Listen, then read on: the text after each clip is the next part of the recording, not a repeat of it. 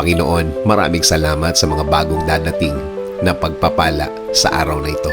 Mga pagkakataon na nawala sa akin dati. Alam kong ibibigay mo na naman sa akin ang mga nawalang chances na dapat kinuha ko at dapat kinamit ko. Alam ko, Lord, na Ikaw ang God of second chances. Ikaw ang Diyos na laging nagbibigay ng pangalawang pagkakataon dahil nakikita mo ang aming mga puso. Alam namin na alam mong nagsasabi kami ng totoo. Alam namin na kaya mong i-check ang aming mga puso na kung ano ang laman nito. Panginoon, maraming salamat sa lahat ng ginagawa mo para sa akin. Maraming salamat sa lahat ng biyaya na bigay mo sa akin. Maraming salamat dahil alam kong tutulungan mo na naman ako.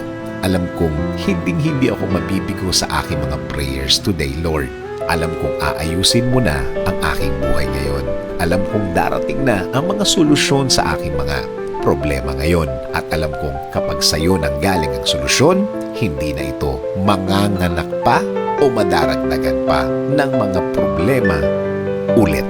In Jesus' name I pray. Amen.